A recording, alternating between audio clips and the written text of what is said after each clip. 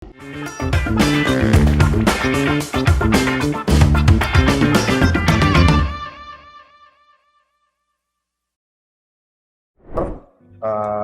acara siang hari ini, yaitu podcast kesehatan yang rutin dilakukan oleh RSUD Kota Bogor. Selain saya sudah ditemani juga oleh narasumber kita siang hari ini, Dr. Anggoro selaku spesialis ortopedi ya, bedah tulang dan traumatologi, yang mungkin nanti akan banyak memberikan kita info-info ya terkait topik siang hari ini yang akan kita bawain berjudul strategi pencegahan dan manajemen osteoporosis dan osteoartritis pada lansia. Ya, suatu materi atau topik yang menurut saya sangat menarik dan banyak sekali kita butuhkan informasinya mungkin ya. Oke, mungkin itu aja, kita langsung aja kali ya, Dok ya. Boleh, langsung kita mulai. Mungkin langsung obrolan kita masuk ke materi. Mungkin dari awal ini dulu ya, Dok ya. Terkait ini kan osteoporosis dan osteoartritis ya. Mungkin banyak orang awam yang mempertanyakan dulu nih, sebenarnya apa sih definisi dari osteoporosis dan osteoartritis ini dan apa gitu perbedaannya kira-kira, Dok? Boleh, Dok, silakan. Assalamualaikum warahmatullahi wabarakatuh. Jadi berkaitan dengan pertanyaan yang banyak ditanyakan oleh masyarakat umum, sebenarnya apa itu osteoporosis dan apa itu osteoartritis? Kadang masyarakat menganggap kedua hal itu sama, padahal ini berbeda. Jadi ketika manusia sudah berusia lanjut, maka akan berusia lanjut di sini adalah di atas usia 50 dan 60, maka akan mengalami yang namanya osteoporosis dan osteoartritis. Osteoporosis sendiri, kalau kita mau lebih simpelnya, lebih gampang ya, osteoporosis adalah kondisi yang mengenai pada tulang, sedangkan osteoartritis itu adalah kondisi pada sendi. Osteoporosis sendiri itu adalah kondisi di mana adanya menurunnya kepadatan tulang, atau bahasa awamnya gampangnya adalah pengeroposan tulang. Jadi adanya kepadatan tulang dan kualitas tulang itu akan berkurang, atau pengeroposan. Ibarat seperti kayu atau pohon, semakin lama semakin tua, maka kayu dan pohon itu akan menjadi keropos, di mana di dalamnya strukturnya itu kan kepadatannya akan berkurang. Sedangkan osteoartritis sendiri, osteoartritis ini adalah kondisi yang menyangkut pada sendi, di mana sendi itu mengalami, kalau pada bahasa awamnya adalah pengapuran. Jadi menurunnya cairan-cairan pada sendi, kemudian terjadinya peradangan, dan kemudian terjadinya juga penurunan fungsi dari sendi itu. Nah, itu yang disebut dengan osteoartritis. Jadi kalau secara awam gampangnya ya, osteoporosis itu pada tulang, sedangkan osteoartritis itu pada sendi. Okay, tapi kedua hal ini berbeda tapi saling berkaitan. Ketika seseorang mengalami osteoporosis, biasanya dia juga osteoartritis. Ketika ada orang mengalami osteoartritis, dan orang itu biasanya mengalami juga osteoporosis. Osteoartritis sendiri di sini kan dia bisa mengenai di banyak tempat, bukan hanya di lutut saja. Jadi intinya gitu, osteoartritis dan osteoporosis adalah dua hal yang berbeda tapi saling berkaitan. Berarti mungkin lebih gampangnya osteoporosis itu perubahan struktur di tulang ya, Dok ya? Iya, lebih ke kalau bahasa awamnya mengeropos ya. Bahasa awamnya kopos. Osteoartritis itu di sendinya dan bisa disertai inflamasi ya, Dok, ya, atau peradangan. Kalau saya sering memakai perumpamaan, jadi ibarat pintu, osteoporosis itu pintunya itu keropos, kayunya keropos. Osteoartritis itu engsel pintunya itu rusak, aus.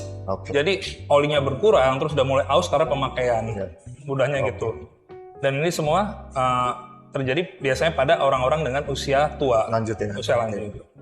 Kalau untuk dari medis mendiagnosanya biasanya gimana sih, Dok? Jadi kalau untuk osteoporosis itu dari medis kita pertama pasti dengan anamnesa atau wawancara dengan pasien, kita tanyakan dari gejala-gejala apa yang dirasakan. Kemudian kita lihat juga dari adanya faktor-faktor resiko. Kalau osteoporosis itu kita lihat dari usia pasien. Kemudian dari aktivitas pasien sehari-hari. Kalau untuk diagnosa pasti dari osteoporosis itu ada alat namanya BMD, jadi bone marrow densitometry. Nah, kalau dari situ itu memang itu sudah pasti apakah ini osteoporosis atau enggak. Cuma sih sebenarnya problem utama dari osteoporosis itu bukan masalah saya osteoporosis atau enggak, tapi saya dengan kondisi seperti ini apakah saya bisa melakukan aktivitas sehari-hari atau tidak.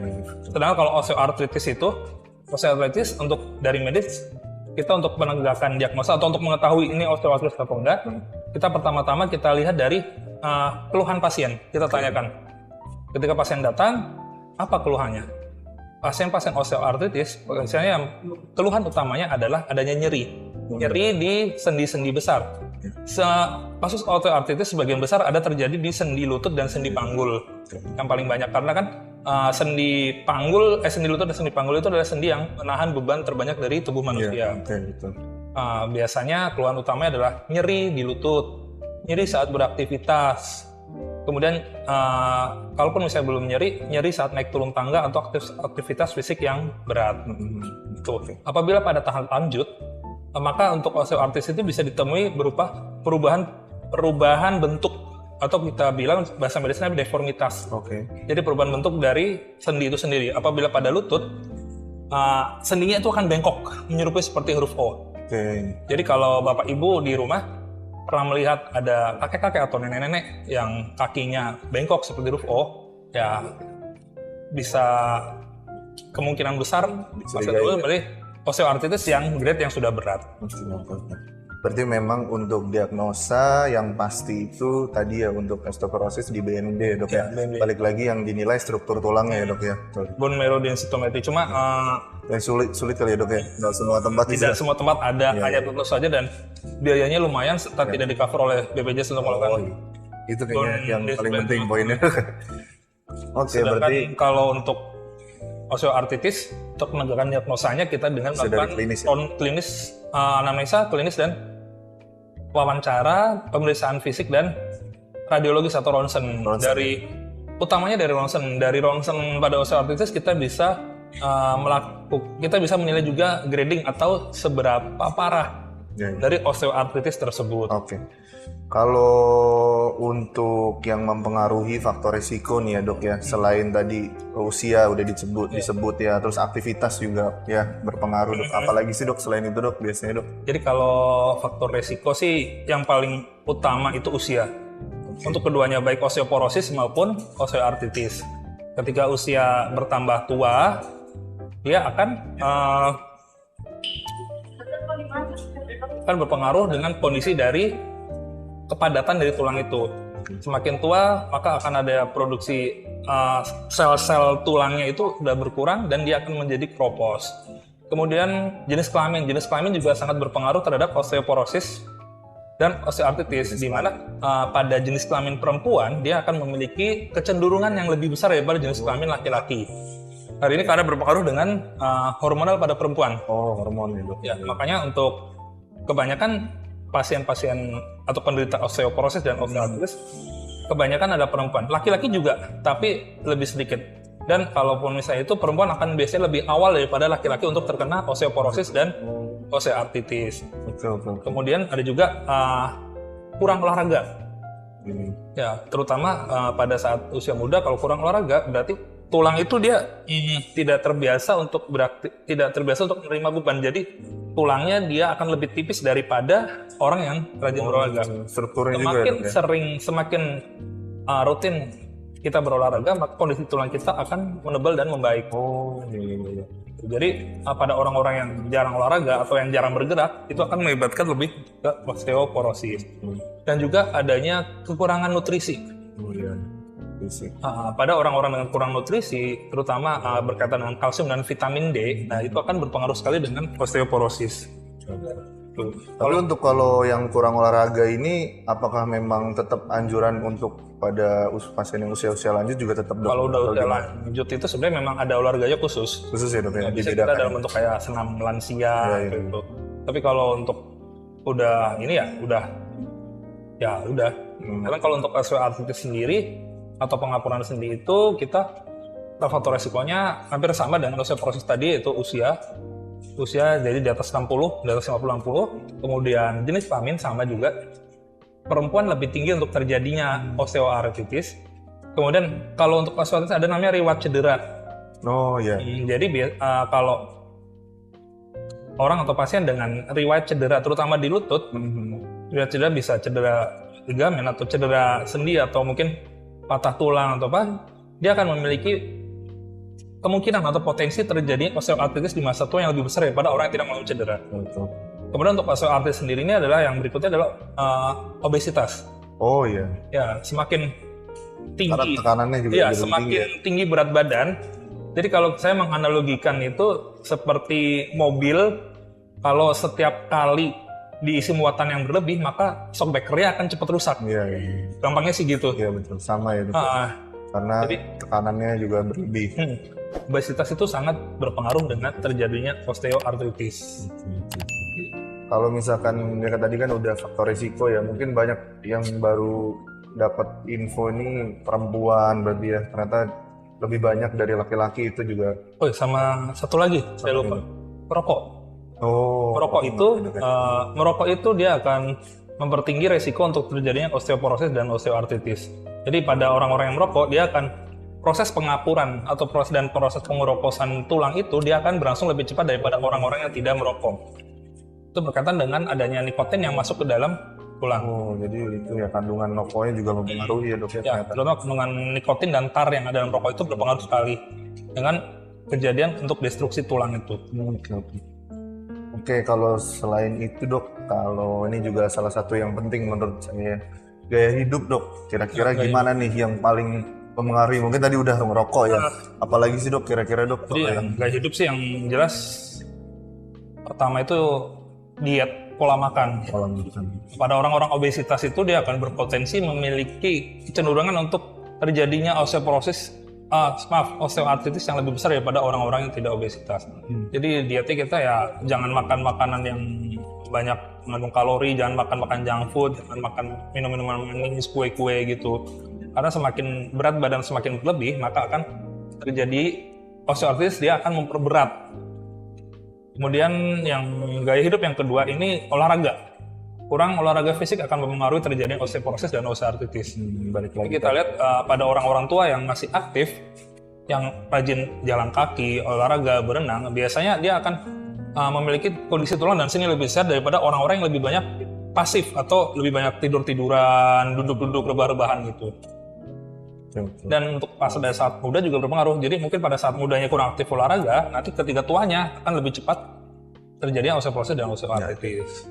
Kemudian merokok yang seperti saya sebutkan tadi, merokok sangat berpengaruh sekali, di mana kandungan nikotin dan tarnya itu akan berpengaruh pada tulang dan sendi, akan mempercepat terjadinya osteoporosis dan osteoartritis. Pada beberapa penelitian juga ada yang bilang alkohol juga berpengaruh, cuma untuk bukti-buktinya itu belum begitu banyak ya Dok ya penelitian. Kalau yang paling itu ya itu tadi merokok, diet dan olahraga dan fisik.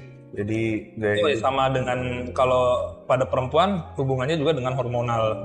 Jadi hubungan dengan misalnya apabila pasien hubungan dengan siklus menopause-nya.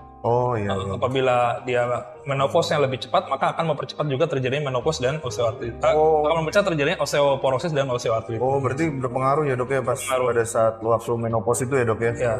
Berarti balik lagi struktur tulangnya nanti ya yang berubah ya Dok ya? Terus kemudian untuk kembali ke diet itu juga harus, kalau asupan kalsium dan vitamin D-nya bagus, ya akan mempengaruhi kondisi osteoporosis. Jadi banyak pada masyarakat ini di sekarang ketika mereka itu banyak konsumsi kalsium itu ketika mereka sudah terkena osteoporosis. Sebenarnya itu konsep yang keliru. Keliru Dok. Ya, harusnya banyak konsumsi kalsium, makanan mengandung kalsium atau mungkin vitamin. Atau kalsium vitamin D itu justru pada saat muda. Ya. Jadi saat muda ketika kalsiumnya sudah banyak, ketika usia tua maka sudah siap menghadapi osteoporosis ini. Bukan ketika sudah osteoporosis, sudah tua, sudah propos baru minum kalsium. Ada beberapa penelitian yang mengatakan bahwasanya konsumsi kalsium ketika di usia tua sudah osteoporosis itu tidak terlalu signifikan. Yang bagus itu justru malah ketika masih saat muda atau bagi perempuan sebelum menopause. Nah, kan tadi banyak nih osteoporosis, osteoartritis kebanyakan pada lansia ya dok ya. Biasanya kalau yang dokter temuin nih apa sih yang berpengaruh terhadap kualitas hidupnya pasien-pasien lansia ini untuk osteoartritis dan osteoporosis ini? Jadi untuk yang paling berpengaruh itu adalah osteoartritis, karena osteoartritis itu adalah keluhan utamanya adalah nyeri. Nyeri ya dok ya? Nyeri pada lansia itu sangat mengganggu sekali aktivitas hidup sehari-hari. Jadi ketika lansia bukan hanya mengganggu psikis juga. Jadi kalau misal ketika pasien dengan usia tua itu usia lansia di atas 60 biasanya secara psikis emosinya itu akan berbeda dengan ketika dia masih usia muda. Nah, kemudian tambah nyeri maka akan berpengaruh kepada psikisnya.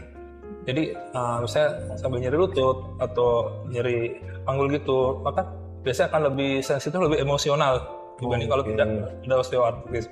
Kemudian untuk aktivitas sehari-hari, misal kalau usia lanjut itu kan sebenarnya aktivitas sehari-hari sudah tidak terlalu banyak.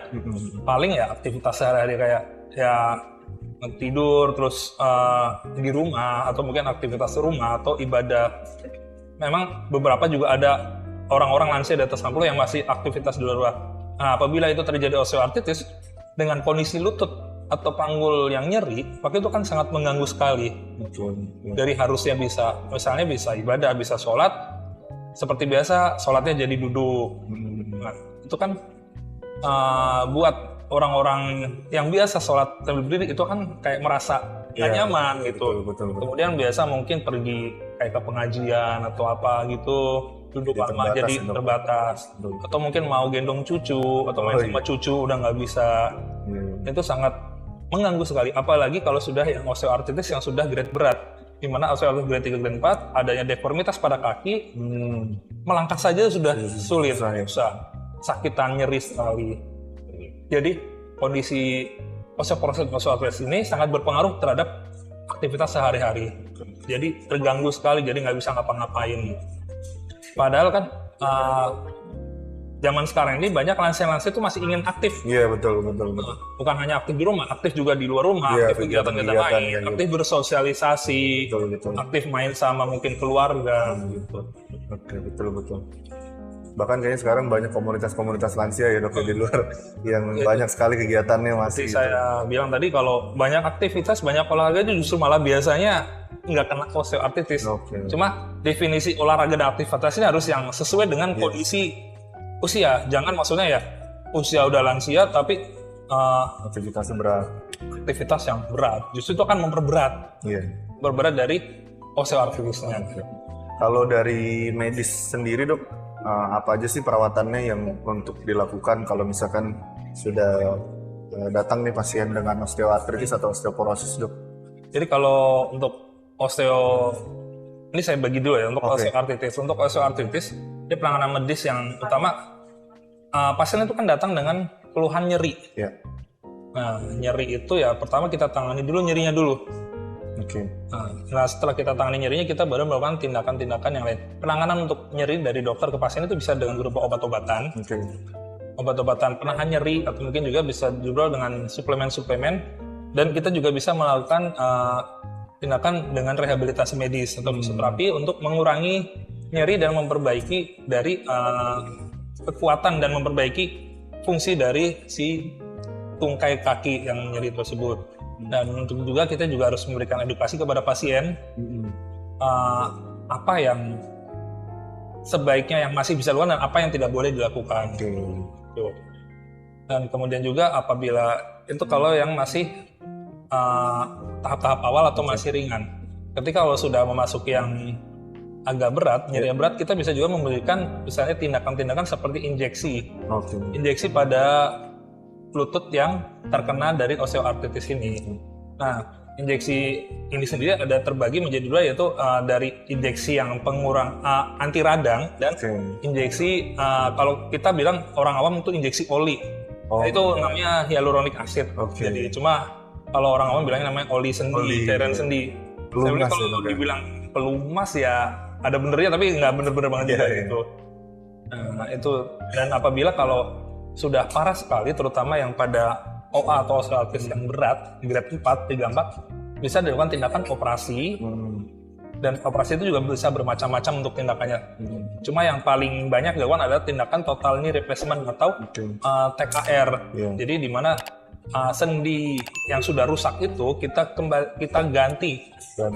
Kalau biasa kita bilang ke pasien itu diganti bantalannya. Sebenarnya sih bukan hanya bantalan tapi lutut secara keseluruhan kita ganti, mulai dari bagian yang tulang keringnya atau tibia atau tulang pahanya atau femur, dan juga bantalannya juga kita ganti semua.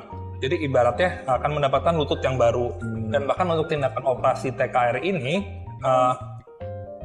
kondisi lutut yang misal sudah bengkok itu bisa kita kembalikan jadi lurus lagi. Gitu. Dan untuk operasi total knee replacement atau TKR ini sudah bisa dilakukan di RSUD Kota Bogor. Dan bisa di cover BPJS full 100%, pasien tidak perlu menambah lagi. Oh iya, wah luar biasa nih memang infonya. Berarti itu tadi ya mungkin salah satu yang penting terkait pencegahannya, dan juga yang terakhir penanganan medis ya dok ya. Penanganan medis juga dibagi-bagi menjadi banyak tergantung dari seberapa berat ya dok ya, osteoartritisnya terutama, sampai yang terakhir tadi bisa juga kalau memang diperlukan atau diindikasikan dilakukan operasi ya dok ya, total knee replacement. Oke, kalau gitu mungkin obrolannya juga sudah cukup banyak nih dok. Kita juga lagi live di YouTube, mungkin banyak juga yang nanya nih dok, kita sekalian jawabin ya dok ya. Boleh. Ini boleh ya dok ya. Udah banyak yang nanya ya? Lumayan nih kayaknya nih. Oke, kita coba bacain aja ya, pertanyaan dari viewernya banyak ya? Antusiasmenya luar biasa ya. Terima kasih kepada para viewer. Ya, terima kasih Jangan lupa semuanya. subscribe jadi di sini. Terima kasih yang udah nonton juga sebelumnya, yang dimanapun secara online sudah menyempatkan waktunya. Oke, mungkin ini ada pertanyaan pertama ya dari peserta di YouTube. Bagaimana pola makan yang sehat dan nutrisi yang tepat yang dapat membantu dalam mencegah osteoporosis dan osteoartritis terutama pada lansia dok? Jadi untuk pola makan dan yang sehat dan nutrisi yang tepat ini sebenarnya pertanyaan itu bukan bagaimana pola makan untuk pada lansia, tapi bagaimana kita pola makan yang sehat sebelum tidak terjadi ya dok ya. Tadi juga sudah disebut. Jadi ibaratnya ya saya bilang tadi, ketika sudah lansia mungkin malah ya memang masih bermanfaat tapi tidak begitu terkena. Jadi mengenai pola makan yang sehat ya kita harus, yang penting diet itu ya kita jaga jangan sampai terjadi kelebihan kalori untuk masuk untuk berkaitan dengan obesitas. Kemudian untuk yang osteoporosis kita mungkin makanan yang tinggi kalsium. Makanan kalsium biasanya banyak sih. Kalau saya biasanya paling mudah itu kayak ikan teri. Ikan teri itu kan dia tulangnya itu kita makan semua, itu tinggi kalsium. Beberapa seafood seperti udang itu juga tinggi kalsium. Pokoknya yang mengandung kayak semacam basicnya dari tulang kayak ceker ayam gitu juga tinggi kalsium. Menarik gitu. Ya itu ceker ayam, kayaknya banyak yang menarik, yang suka tuh dok. Oke. Bisa berat. Iya. Ceker ayam itu tinggi kalsium, dan itu bagus selain untuk osteoporosis juga bagus untuk orang-orang yang dengan pasca patah tulang. Oh iya. Cuma kalau saya paling gampang sih didapat ikan teri. Oh iya. Misalnya ikan presto pun boleh juga sih teman-teman. Tapi sebenarnya banyak juga makanan-makanan yang mengandung kalsium. Kalau misalnya susu juga bagus untuk kalsium. Apabila mungkin ada punya dana lebih bisa untuk menggunakan susu yang tinggi kalsium. Boleh. Jadi untuk konsumsi kalsium ini sebaiknya justru malah dilakukan ketika sebelum terjadi menopause. Pada perempuan yang paling efektif adalah terjadi sebelum menopause. Jadi konsumsi makanan-makanan dan minuman atau suplemen kalsium paling bagus justru malah sebelum menopause. Jadi ketika menghadapi menopause, maka akan sudah memiliki tabungan kalsium yang cukup di dalam tubuh sehingga ketika terjadi osteoporosis maka osteoporosis tidak akan terlalu parah. Ya. Kalau saya sih analoginya sering bilang ke pasien mengenai konsumsi kalsium itu ibarat orang kerja ya sebelum pensiun kumpulin duit yang banyak dulu ketika nabung, ketika pensiun maka udah banyak tabungan. Jadi juga sebelum menopause konsumsi kalsium yang banyak, tulangnya padat bagus. Ketika menopause maka ya osteoporosis terjadi tapi tidak terlalu parah. Osteoporosis kan sebenarnya bisa ada gradingnya juga, tapi harus melalui pemeriksaan BMD. Lalu kita akan tahu apakah dia yang masuk yang kalau di BMD itu kayak ada grafik gitu sih, akan ada yang osteoporosis ringan, sedang atau berat gitu. Oke. Berarti kalau dari nutrisi ya tinggi kalsium ya dok ya, mungkin sama vitamin-vitamin ya tadi vitamin D ya dok ya. Kalau vitamin D itu untungnya kan kita tinggal di Indonesia setiap hari ada matahari. Oh iya. Nah sebenarnya vitamin D itu kan dari matahari itu ibaratnya vitamin gratis dari yang maha kuasa dari di atas. Betul. Biasa problem-problem vitamin D itu kalau pada negara-negara yang jarang ada matahari gitu. Ini sih kalau vitamin D boleh tiap pagi berjemur di bawah matahari pagi. Ada yang bilang di bawah jam 8, di bawah jam 9. Kalau saya sih itu bukan sesuatu yang untuk diperdebatkan lah. Kan ada yang bilang kan, iya, yang penting jangan udah siang aja. Iya betul. Kalau pagi itu masih. Ada yang bilang katanya jam 9 sampai jam 10, ada yang bilang kurang aja jam 8. Kalau saya sih berpegang di bawah jam 8, jam 9. Walaupun ada orang lain atau dokter lain bilang antara lebih dari jam 9 sampai jam 10. Kalau menurut saya sih itu. Soalnya kalau ketika sudah terlalu siang maka terlalu panas. Sinar UV-nya udah merusak nanti jadinya. Karena kan kita tinggal di negara tropis. Iya, betul. Mungkin yang itu kalau tinggalnya bukan di Indonesia atau di negara lain ya mungkin masih bisa gitu. Oke, luar biasa. Cukup lengkap sepertinya ya. Kita lanjutin ke pertanyaan berikutnya nih ya dok ya.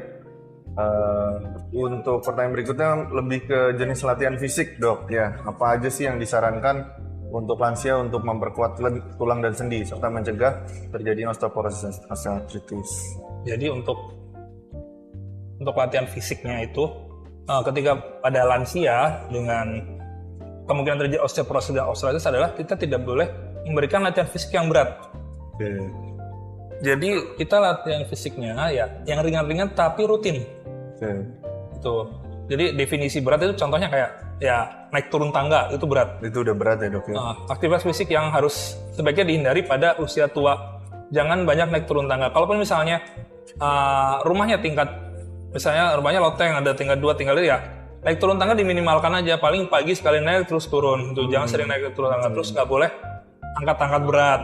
Itu juga nggak boleh. Terus yang kayak jalan-jalan nanjak juga nggak boleh. Kalau untuk jenis latihan fisik yang disarankan yang paling bagus adalah sepeda statis. Oh iya. Sepeda statis sangat disarankan untuk penderita osteoartritis karena sepeda statis itu kaki akan terus bergerak, melatih kekuatan otot, tapi tumpuan tidak pada lutut. Iya. Beda dengan berjalan atau berlari. Ketika jalan atau berlari, tumpuan itu kan di lutut. Dia jalan di tumpuan, lutut kayak ibarat kalau kita lari itu lutut kayak dihentak-hentak. Iya betul. Nah kalau sepeda, terutama sepeda, sebenarnya sih nggak harus sepeda statis, sepeda biasa juga boleh, asal jangan yang nanjak-nanjak. Ya misalnya kayak di tempat yang datar gitu boleh. Nah kalau sepeda, tumpuan beban itu ada di pantat. Iya. Sedangkan kaki itu hanya mengayuh. Jadi itu aman dan bagus untuk orang osteoartritis. Kemudian itu adalah berenang. Oh iya. Berenang. Apabila Bapak Ibu sekalian bisa berenang, maka yang terbaik ya berenang. Karena dengan berenang itu dia akan memperkuat otot-otot di sekitar kaki, di mana yang itu biasanya ketika osteoporosis selain dia nyeri juga akan lemah. Dan berenang itu dia tidak menimbulkan tumpuan berat pada lutut. Hindari olahraga-olahraga yang menimbulkan tumpuan yang berat pada lutut. Senam lansia juga bagus. Nah, senam itu juga harus yang tipe-tipe kayak senam lansia yang senamnya itu lebih ke santai. Bukan senam-senam yang yang penuh semangat Ya gitu loh, kayak aerobik, zumba itu ya udah bukan masanya lagi. Jangan yang energik banget. Jangan yang terlalu energik. Apalagi yang menyentak-nyentak, loncat-loncat itu sudah tidak boleh. Loncat-loncat juga sudah sebaiknya dikurangi. Sebaiknya tidak dilakukan. Jadi ya senam lansia. Terus olahraga-olahraga yang tidak boleh lagi kayak bulu tangkis, tenis itu sebaiknya sih jangan. Bulu tangkis itu karena banyak dia meloncat. Meloncat itu akan merusak pada sendi lutut. Kalau tenis itu dia juga sama berlari, loncat. Kalau misalnya mau olahraga yang kompetitif, beberapa bilang kayak tenis meja masih aman, tapi semua kembali ke orangnya masing-masing sih. Itu. Kalau yang paling murah, yang paling gampang ya jalan kaki aja. Jalan kaki pagi-pagi habis subuh sekitaran rumah, terus kembali lagi. Itu masih aman, atau sepeda statis juga aman. Berarti paling ini memang sepeda statis, berenang, dan jalan kaki ya dok. Jadi ringan lah. Jadi yang ringan-ringan aja, jangan yang berat-berat. Naik turun tangga dikurangin, angkat-angkat yang berat juga jangan. Gendong-gendong cucu juga, kalau cucunya udah berat jadi nggak usah digendong lah. Terus jalan sendiri. Soalnya saya sering ada pasien, dia mengeluarkan nyeri di lutut habis menggendong cucu. Oh iya. Sering, bukan cuma sekali 2 kali. Karena kan mungkin saking sayang sama cucu, pengen gendong. Bagi cucu udah berat-berat. Nah, bagi cucu udah besar. Iya. Oke, kita lanjut lagi kali ya ke pertanyaan berikutnya. Nah, ini mungkin sama sih ya dok pembahasannya. Ada nggak suplemen tertentu nih yang direkomendasikan untuk mengurangi resiko dok dari osteoporosis dan osteoartritis? Jadi untuk suplemen tertentu memang ada. Untuk osteoporosis sebenarnya suplemen kalsium dan vitamin D3 itu sudah cukup. Untuk mereknya sih bebas, mungkin Bapak Ibu mau beli merek apa aja yang bisa didapat. Nggak harus yang mahal kok, maksudnya yang terjangkau pun juga boleh. Kemudian kalau untuk osteoartritis ada beberapa suplemen yang bisa untuk mengurangi dari osteoartritis, yaitu suplemen glukosamin. Nah itu juga bagus dikonsumsi secara rutin untuk mengurangi resiko dari osteoartritis. Cuma memang perlu diingat lagi bahwasanya kerja suplemen itu bukan instan. Suplemen itu beda dengan obat. Jadi ketika kita mengkonsumsi suplemen, makanya diharapkan itu adalah dalam jangka waktu lama, nggak bisa yang habis minum suplemen pengen langsung bagus. Kadang masyarakat kita maunya sering ini kepengaruh iklan. Oh iya. Ada iklan, ini produk ini bisa ini, tapi dia tuh maunya habis minum langsung terasa. Padahal suplemen itu dia berasa akan bermanfaat itu apabila dikonsumsi dalam jangka waktu panjang. lama. Ya, intinya sih boleh-boleh aja untuk mengkonsumsi suplemen kalsium, suplemen vitamin D3 atau untuk suplemen konsumsi glukosamin boleh-boleh aja. Untuk merek bebas aja tuh. Soalnya saya nggak di-endorse jadi bebas aja. Oke, berarti ya sama ya dok, balik lagi tadi ke suplemen itu ya kandungannya yang penting ya yang dipilih. Untuk mereknya apa aja sih sebenarnya ya. Oke, kita lanjut lagi nih, ada pertanyaan.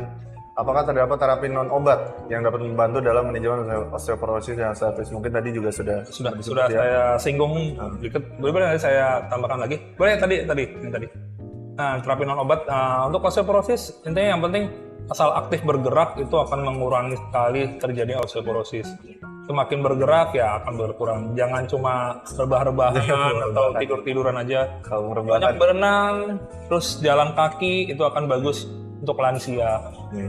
Nah, kalau untuk osteoartritis, terapi non obatnya bisa juga dengan fisioterapi atau apabila pas lagi kambuh nyerinya bisa dengan cold pack ice. Jadi kompres pakai dingin. Kalau pas lagi sakit-sakitnya, pas lagi radang, lagi bengkak-bengkaknya. Kalau pas lagi sehari aku boleh kayak kompres hangat, cuma jangan salah ketika bengkak radang dikompres hangat. Mending kompres es aja. Itu kalau untuk urut-urut saya sih tidak merekomendasikan untuk dipijat urut untuk osteoartritis. Karena biasanya justru akan memperparah dari nyeri dari osteoartritis apabila dilakukan tindakan urut atau pijat. Apalagi kalau urut dan pijatnya itu dilakukan oleh orang yang tidak tepat. Takutnya ada manipulasi yang tidak sesuai dok ya. Kalau mau tepat sih boleh ke dokter rehabilitasi atau ke dokter fisik dan rehabilitasi. Jadi untuk terapi non obat memang balik lagi tadi aktivitas yang sangat berpengaruh ya dok ya, terutama dari usia muda juga sudah harus aktif olahraga. Apalagi sekarang banyaknya kaum rebahan nih dok. Tapi untuk sekarang ini saya sih lihat banyak lansia-lansia itu punya komunitas.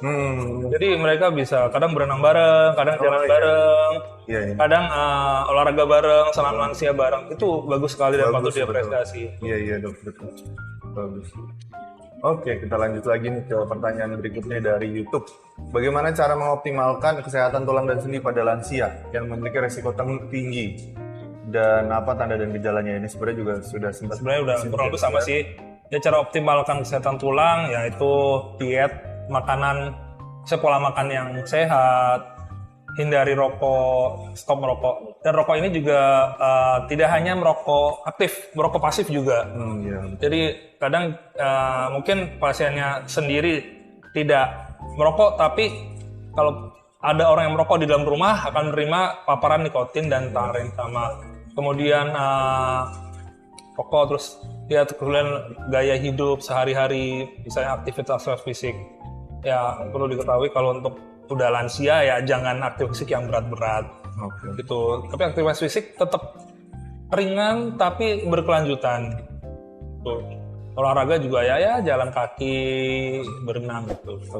Kalau tadi sempat disebut ada tanda dan gejala dok, mungkin tanda ya dok nih, apa sih, ada nggak sih yang kayak tanda-tanda nih kayaknya udah mengarah nih ke osteoporosis atau osteoartritis, ada nggak sih dok? Osteoporosis sendiri itu sebenarnya tanda yang dirasakan itu nggak ada sih untuk osteoporosis ya. Karena itu kan lebih ke kepadatan tulang. Iya, iya. Nah, kecuali kalau memang yang tulangnya udah sampai patah, tapi kan enggak. Nah, yang paling bisa dirasakan itu osteoartritis. Yang pertama dirasakan itu nyeri.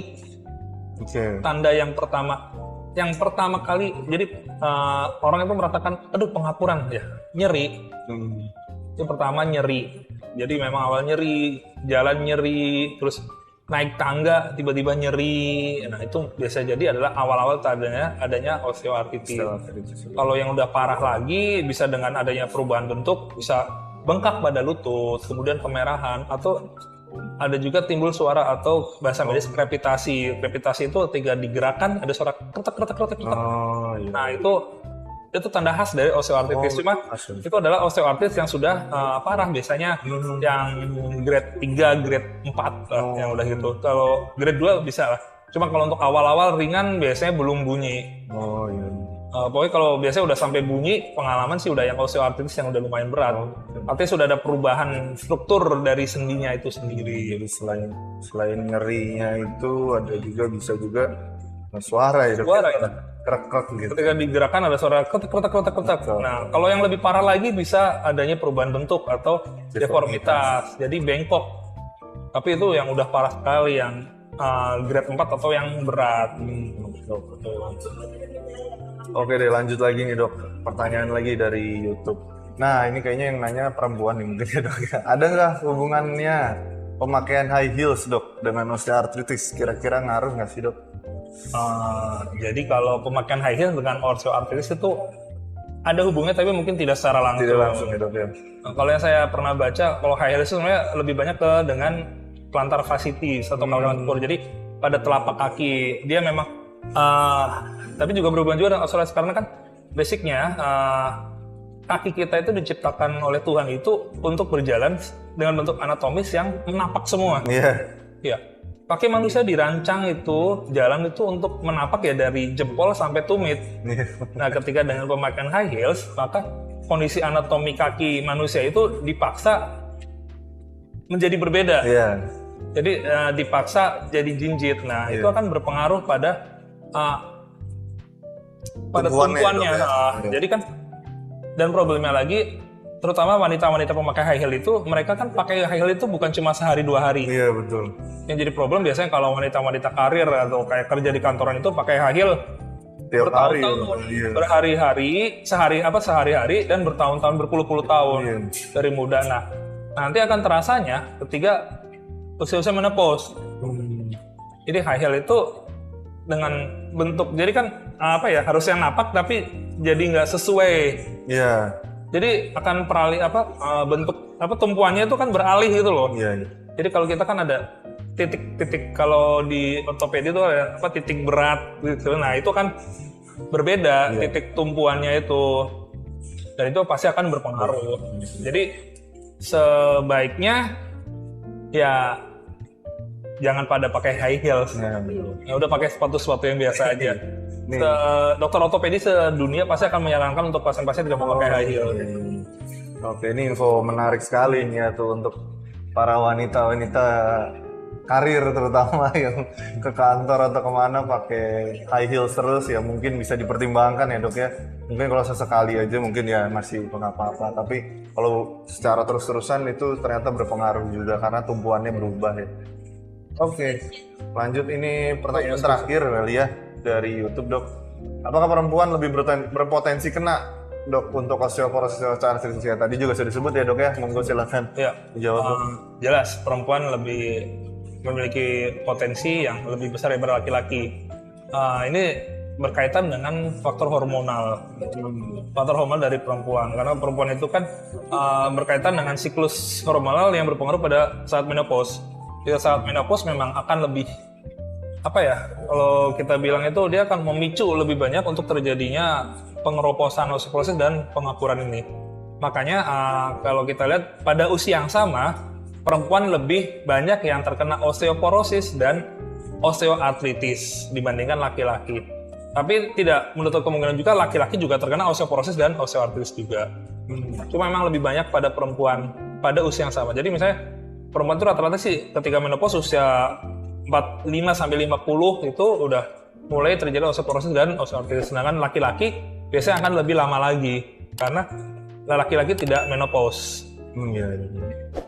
Jadi sangat ada pengaruhnya ternyata ya. Sangat pengaruh. Jadi memang paling banyak ya ibu-ibu usia Banyak di lanjut. perempuan ya. Ternyata memang ini juga Untuk pasien-pasien saya juga sebagian besar pada osteoartritis dan osteoporosis ya sebagian besar perempuan. Ada juga yang laki-laki tapi dominan mayoritas perempuan. Jadi memang dominan ya, lebih banyak di perempuan ya. Ini juga info baru juga sih, banyak yang baru tahu mungkin. Oke, mungkin cukup kali ya. Ini sudah banyak sekali yang kita bahas. Waktunya masih lama nggak? Kayaknya udah cukup nih. Udah cukup ya? Iya. Oke. Udah lumayan nih. Lumayan. Mungkin jadi penutup nih untuk semua para penonton dan semua masyarakat yang mungkin buat para pemirsa viewer, kalau masih ada pertanyaan lagi boleh. Misalnya sudah nggak live lagi, nanti kan ada yang ditayangin lagi. Nanti boleh tulis saja pertanyaan di kolom komen di bawah ini. Oke, bisa ditulis. Ini kan ada kolom komen nih. Tanya aja nanti kalau bisa disampaikan ya, Dok ya. Saya jawab pakai akun saya. Oh, iya mantap. Tanyain aja nih di kolom komen. Tinggal buka YouTube-nya di RSUD Kota Bogor Daily, kan ada ininya Dok ya, replaynya podcast kita ini bisa ditanyain aja kapanpun ya Dok ya. Dan juga untuk para hadirin yang punya mungkin ada hal-hal yang ingin dikonsultasikan, mungkin ya Dok ya, boleh nih sekalian promosi Dok. Dokter prakteknya kira-kira di RSUD Bogor. Kapan dan jam berapa nih Dok? Siapa tahu ada yang pengen konsultasi. Saat ini saya praktek di hari Senin, Rabu, Kamis, dan Sabtu di RSUD Kota Bogor. Dan kita memang itu adalah untuk poli ortopedis. Kebetulan saya memang banyak menangani osteoartritis dan osteoporosis, terutama pada penyakit-penyakit pada panggul dan lutut, karena memang kebetulan saya lagi mendalami untuk panggul dan lutut. Dan yang utama adalah di RSUD Kota Bogor kita bisa melakukan penanganan dan tindakan untuk osteoartritis dan osteoporosis dengan paripurna. Kita mulai dari awal hingga sampai penanganan yang tercanggih pun kita ada di sini. Untuk operasi-operasi canggih, misalnya untuk operasi pada pengapuran osteoartritis lutut dan panggul, kita ada semua di sini. Kita memakai teknologi yang canggih dan semua dijamin BPJS di sini. Wah, itu yang paling penting. Itu yang info paling penting ya kayaknya. Jadi kita di RSUD Kota Bogor ini pun kita tidak membedakan pasien BPJS atau enggak. Dan untuk operasi-operasi yang canggih pun di cover BPJS dan kita pakai alat-alat yang terbaik yang ada di sini.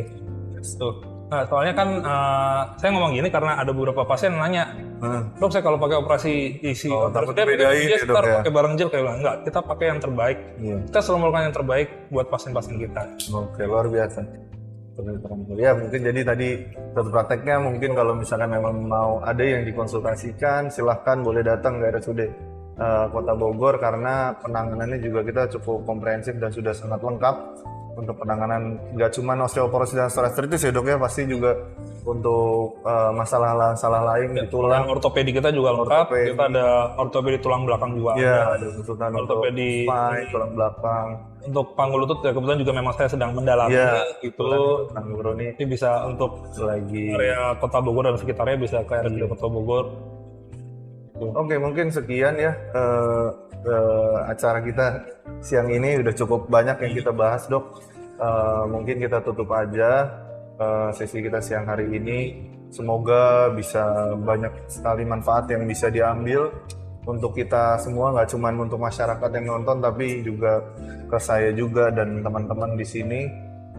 Dan selain itu juga mungkin ada ucapan untuk Hari Osteoporosis ya Dok ya. Hari Osteoporosis sedunia. Semoga bisa semakin lebih baik lagi lah untuk penanganan dan semuanya kesadaran terhadap kesehatan tulang terutama ya Dok ya.